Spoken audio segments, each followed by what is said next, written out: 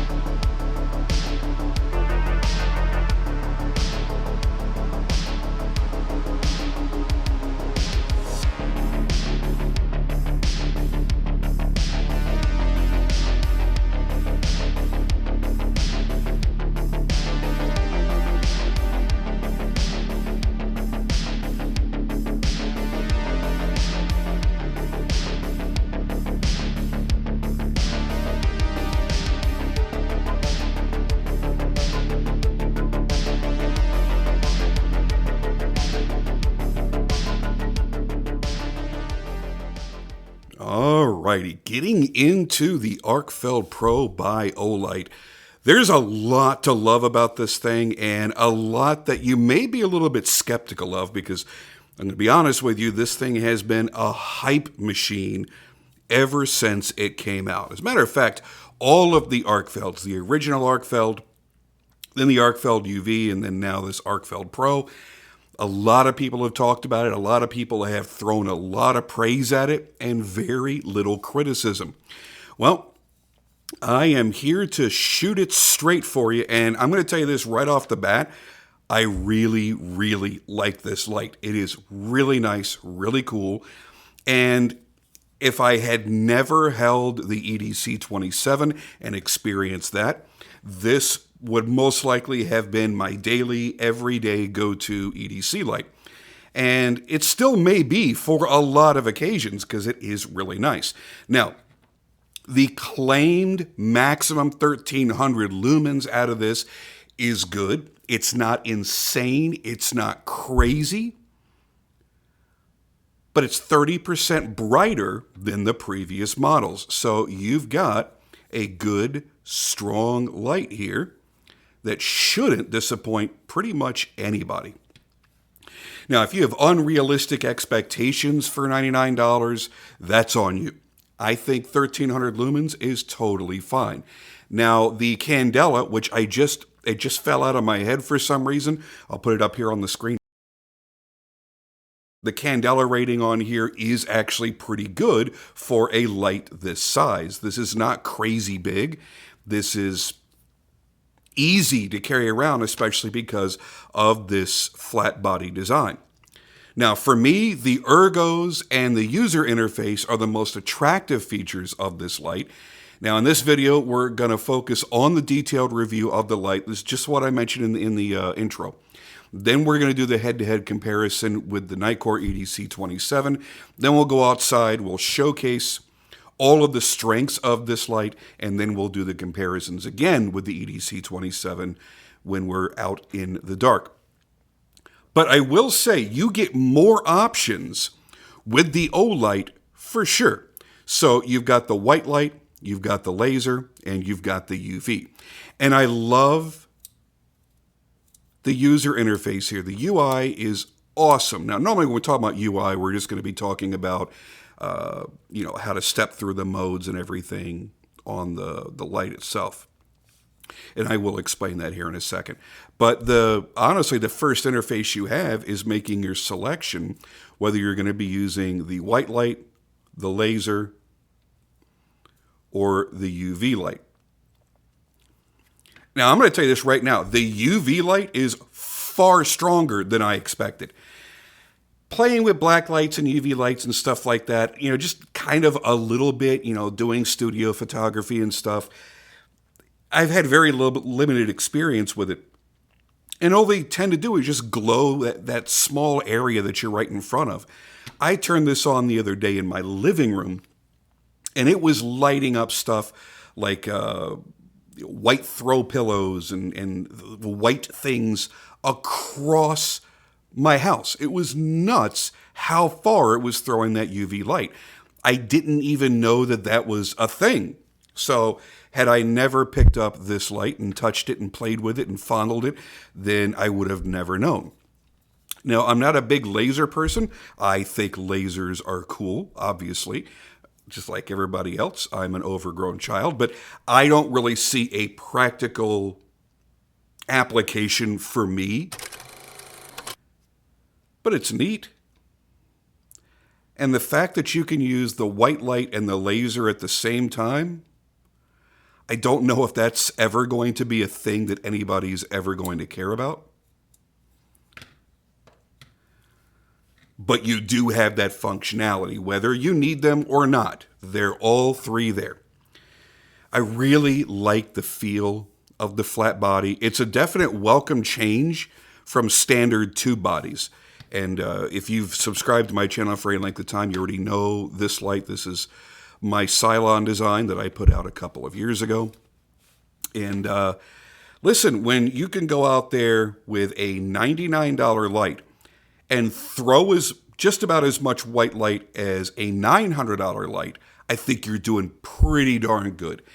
Yeah, you're not getting the laborious machining. You're not getting all the tritium inside. You're not getting triple LEDs with a glow gasket. You're not getting full titanium construction. There are major differences between buying a regular production light and buying an expensive custom light. Whether it's a Henko, it's a Lux RC, it's a Coolfall, whatever one you want to think of. There are a lot of great custom lights out there, and they definitely serve their purpose. But this is going to be one that you're probably going to carry more often. You're not going to care if you bang it around, knock it around, maybe drop it on the sidewalk, or it gets scraped as you're climbing in and out of the truck. It's just not going to matter all that much. And then, of course, there are people out there that are going to go, I would never pay hundreds and hundreds or $1,000 for a flashlight. Well, that may seem expensive to a lot of people, but it's got features that we could justify, and obviously materials and craftsmanship that go into that. That's like saying, I would never spend more than $50 on a knife. Yeah, here's a sneak peek for an upcoming video. This is a $28,000 knife. And yep, there is a very strong market for stuff like this. Boop. But that's not for everybody. And this is the price range, $99 or less on a good, powerful flashlight that you could carry every day is generally a good way to go. Now, another thing that I really like about this is it's very, very easy to use and to memorize the UI. Okay, so you could do from off a long press to give you the very light moonlight setting. You could turn that back off. You could double press for strobe, and you can triple press for your limited time turbo. Now, when it's on, all you got to do is press and hold the E switch, and you'll automatically cycle through your low, medium, and high intensities. And like I said, it is going to throw enough light to make most everybody happy. I'm in my brightly lit studio on my photo table where I've done my reviews for the last 12 years. And even with, I wouldn't even want to guess at how many watts of lights I have running in here. Even with all these lights running, you can very, very easily see this light illuminating quite well. Another thing that I like is you've got constant feedback with the LEDs that are right here beneath the selector switch and beneath the E switch. Lets you know if you've got full battery charge, if you're getting low. It'll light up the last one in red when you're down to your final 10%. So you always know your state of charge just by turning it on every time you pick it up. That is super great. Now, generally, you're going to have extra batteries on charge for stuff like this, 18650s and all that kind of good stuff. But on an internal battery like this, you don't have that luxury. It is the battery that's built in, and that's it. So for me personally, I find it very, very important that you get that instant feedback and know what you're dealing with as soon as you pick the light up. Now, Olight makes things really easy when it comes to charging. A lot of companies don't, and that's probably a knock I would give on the Nitecore as much as I love it. It's kind of a pain in the butt, so I've got to open up this cover, and then I plug in the USB-C once I found a place and a power cube to plug that into. And with Olight, it's super simple. All I need is someplace to plug in the USB to get the power into it. And then very simply, use the magnet. Now, this is not something new or fascinating to anybody that is into Olights. It's fascinating to me because, like I said, I haven't really had a lot of experience with Olight, so I think this is super cool. So all you got to do is get it near it. The magnet sucks it in, and this little area right here will turn either green or red when it's plugged into a power source to let you know if it's charging and if it's done charging. Green obviously means go. You're good. You're charged up. You're ready to rock and roll, baby. Now, here's the other cool thing. You got a big-ass battery in there, so it's going to give you a good long battery life. As a matter of fact, I'm just going to kind of move this over here, I think might be best, because I want to put up the chart off of Olight's website that shows you all of the run times, because this is very important information. You've got a 1,500 milliamp hour lithium polymer battery, and according to Olight, that has increased 42.9% from the previous Arkfeld. And you've got a maximum runtime of 11 days. So let's hope they find your ass on that abandoned island before 11 days runs out and you don't have any light left and you die a horrible death on that beach in front of that ice-cold water. I don't know. I'm just thinking up scenarios where you would need to run a flashlight for 11 days. I certainly hope that none of us ever have to do that.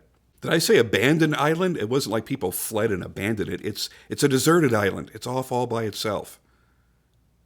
Learn how to speak. All right, so now, very quickly, let's give you some quick comparisons to the EDC27, because I know a lot of people are going to be looking at the two of these, wondering which one is the best way to go. I'm going to tell you right now, I expected this to be a lot slimmer for some reason.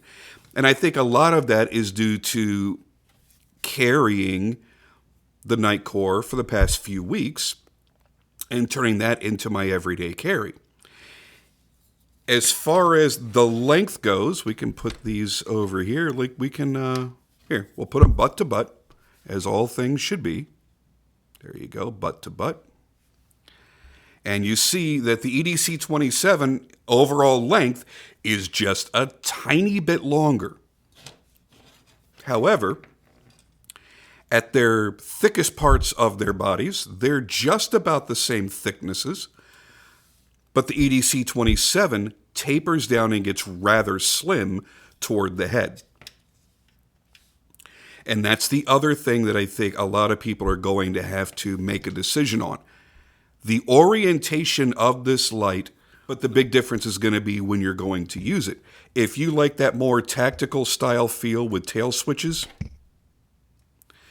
then the EDC27 is going to be your go-to.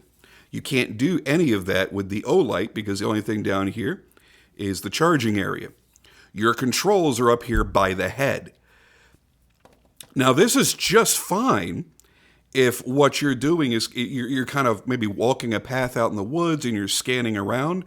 You're probably going to have it held like this anyway. Maybe you're out in a dark neighborhood and you're walking your dog. You're probably going to be holding it like this anyway. A lot of EDC style things, you know, everyday carry kind of things, you're probably going to hold it like that. And by the way, you've got some nice grip on here. It's got some nice texturing in the sides of the aluminum body. And it's very easy to switch from the white light to the laser and then over to your UV light. So when you walk in that hotel room and you want to see how many things have been jizzed on. What are all those stains? Blood, urine, or semen. Oh, God, I hope it's urine. You've got the UV light ready to go and a laser to point it out to your wife and go, oh, don't touch the phone. Why is it everybody jizzes on the phones? If you've never done the black light thing, you really should. And I'm telling you that the phone is one of the worst things you could touch in a hotel room. Okay, anyway, outside of that. So you're going to have to decide if you want to be holding it like this or you want to be holding it like that. And that is honestly probably going to be your biggest decision between the two. Now, this is 1300 lumens max. This is 1000 lumens on its high setting. I'm going to go ahead and focus on the LED here so that you can see this. Level 4 is 1000 lumens, but here's the difference. I still have the turbo button, which can take me all the way up to 3000 lumens. But it's limited to how long you can do that. And it's going to run down the countdown timer for the turbo, and then it's automatically going to kick down. But then what it does is it kicks down to 1000 lumens. So you're still rocking a lot of lumens. When the turbo on this runs out, you're running from 1300 lumens. I believe the kick down was to 600, if I'm not mistaken. It was on the image that I put up on the screen there. So if I'm wrong, I will correct myself right here anyway. But it's a substantial kick down. And still 600 lumens, if that's what it is, 650, it's still a lot of light. This kicks down a lot faster. You only get, what was it, 10 or 15 seconds maybe of the turbo. This, you get a longer time with the turbo, and that's kind of nice. Now, if you want to play with your cats, or you want to make a presentation in the office, you've got your laser pointer here, and then you've got the UV light. And, you know, there's really only one thing that I could think of to use the UV light for. We've already covered that.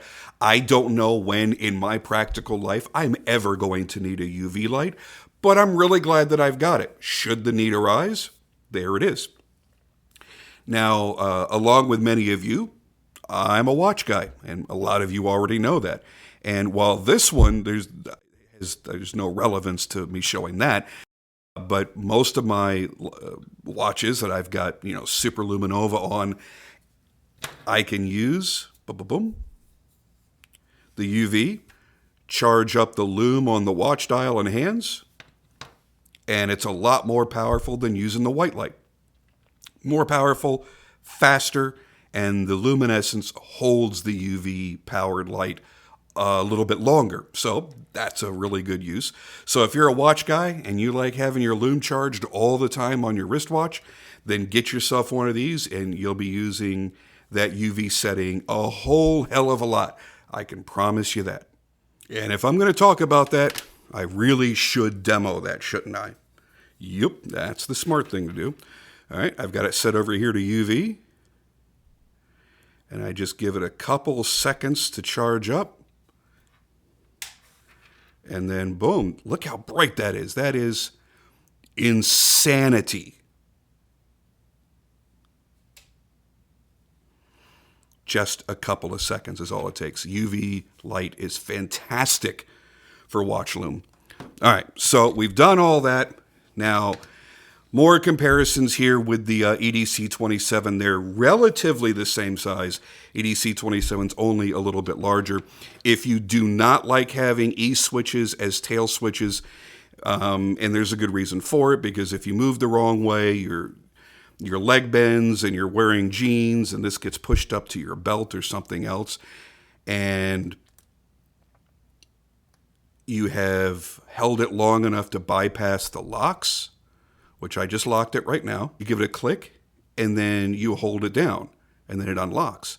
Trust me when I say that that will fire in your pocket, and it gets very, very hot. This isn't going to do that from that end. Now, normally I will not buy a light that has a side switch at all, period, because that's how I've actually gotten hot pocket in the past.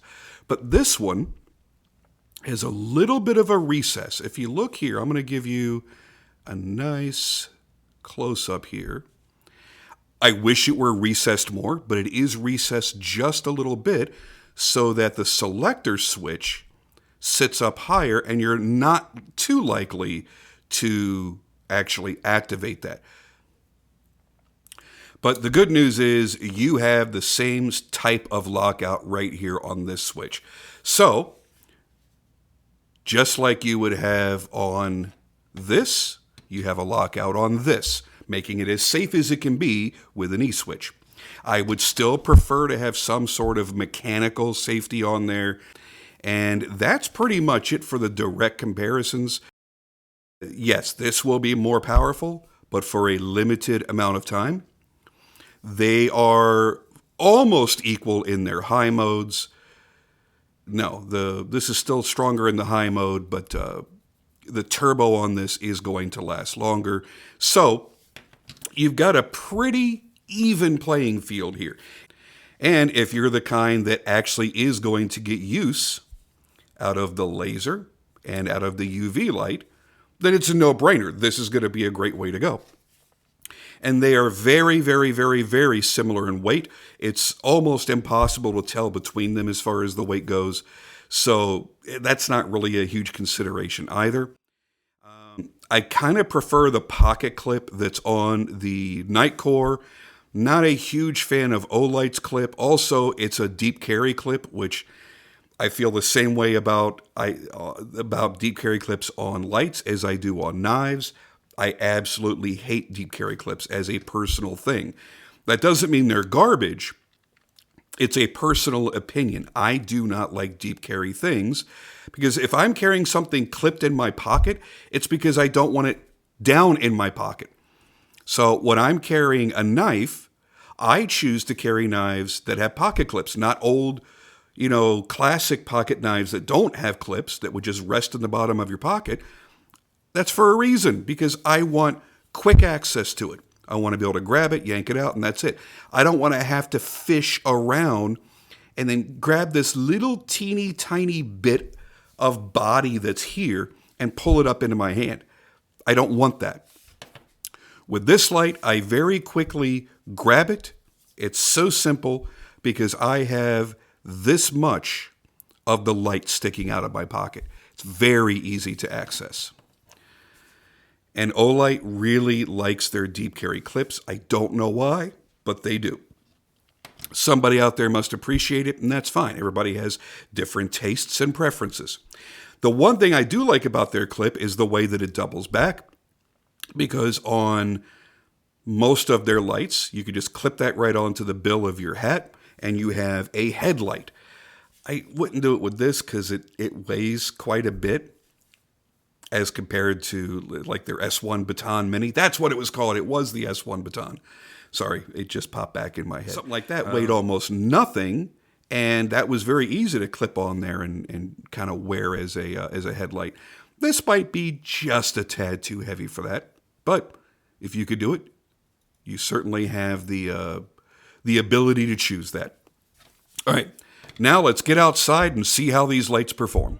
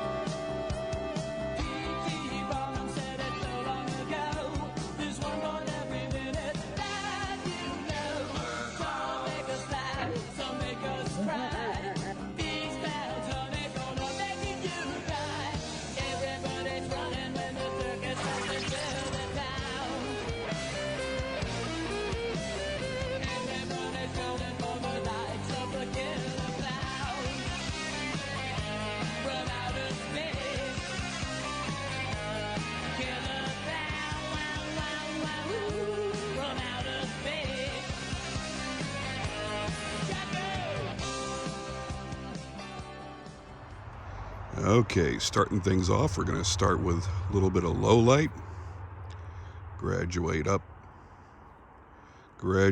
again. Let's see what that looks like at a distance. Again, I want to make sure we're on high.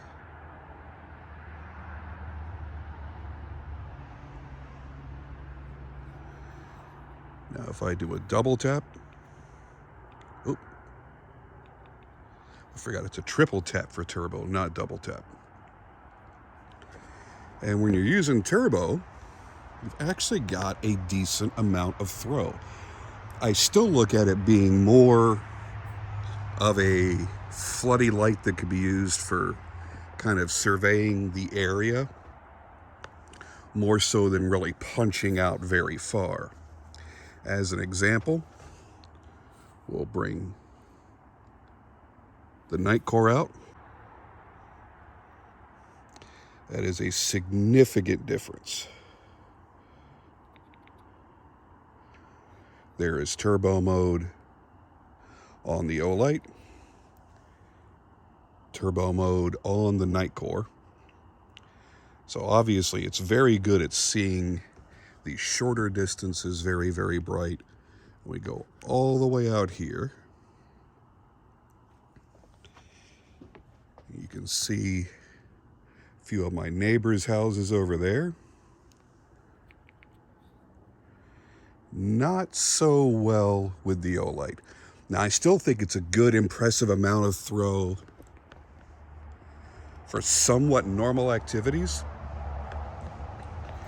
You're just not going to be doing any super crazy long distance stuff with it.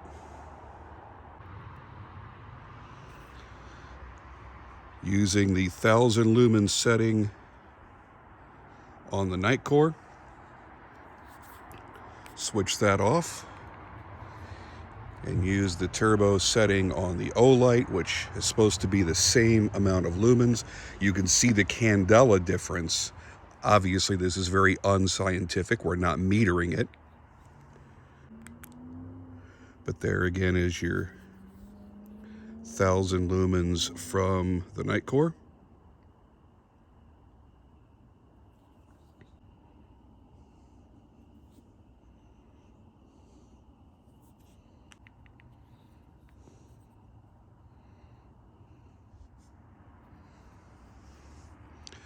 So the way I look at it is this: for a good everyday EDC light, I think that this is fantastic. There, by the way, is your laser and the UV light really isn't going to do very much here. So as far as everyday EDC stuff goes, I would say that this is definitely an excellent choice.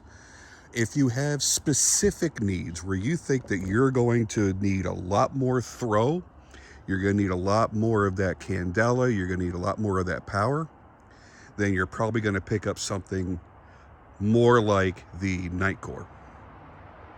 And if you want to do a little laser light show, well, you're only going to be able to do that with the Olight, man. You can't do that with the Nightcore. So just keep that in mind.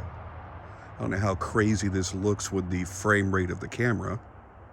If I can light up my other neighbor's fence over there. Oh, yeah. Tell you one thing, man, that laser, it goes. It's definitely not going to be able to pick up what I'm doing here in the sky, but that tree there is a good 150 feet away. Okay, that's enough of the laser silliness. Back to the flashlight, the more practical thing that we're all going to be using. There we go. So yeah, that's the way I view it. The Olight is going to be a really great all-around EDC light that's going to probably perform for 95% of all of your needs. And when you need something that's super ridiculous, maybe you know you're going out into the swamp, your dog ran out of the backyard, made it out into the swamp, you're going to want something that gives you a lot of flood and a lot of throw all in one. That's where this one, I think, is going to be just a little bit handier. But that really is a specific scenario that you're looking at.